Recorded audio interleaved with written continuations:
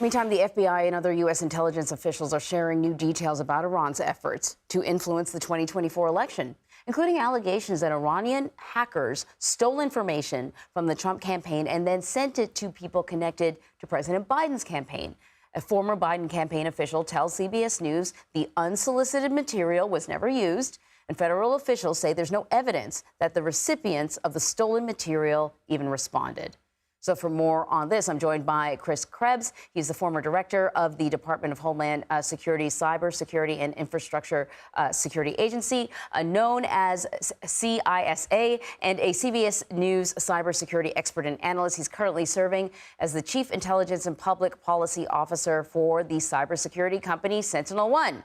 That's a mouthful, but I'm glad you're here. And earlier, I thought it was important to clarify that, we're not just talking about Iranians, we're talking about a state-sponsored endeavor, which is different than just someone who happens to be Iranian. How did the U.S. government become aware of the stolen messages, and just how far back does this investigation go?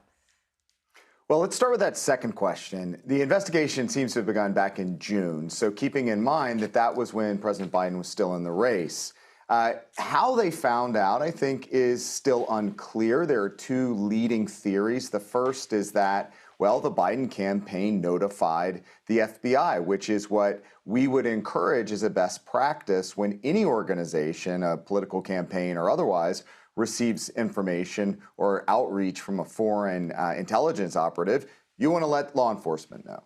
The second theory is that the FBI, when they initially became aware of the Robert individual who was sending this stolen information from the Trump campaign to media outlets, when they got information on his AOL account, they were then potentially able to see some of the people that he reached out to, and in that he could have seen a Biden contact or a staffer in that distribution. Now, it's important that maybe these staffers, maybe these emails went to the spam folder. Maybe they, in a flood of emails, they never even opened them. So it's not clear exactly how or if at all the information was even viewed by the Biden campaign. I don't expect Iran is responding to these accusations at all.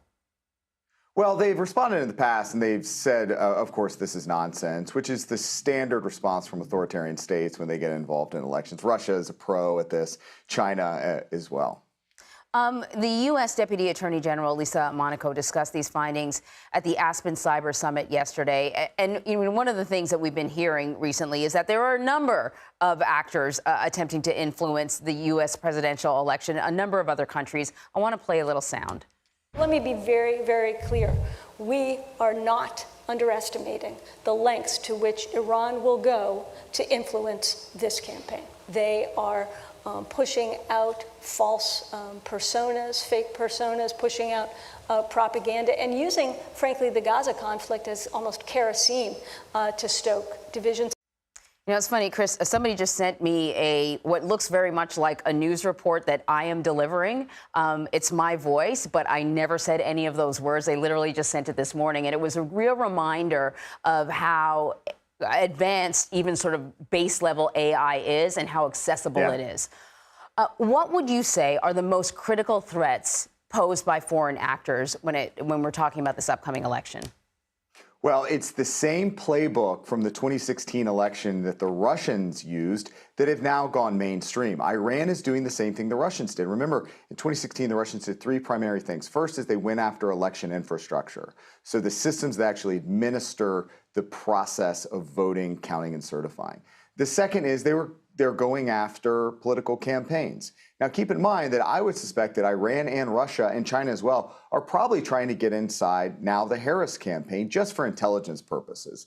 And then lastly, this broader disinformation, information psychological operation to affect the minds of the American voter, to cause chaos. So it's really this full spectrum attack that we're seeing, and it's not just Russia, it's not just Iran, China's involved, as well as a number of other actors.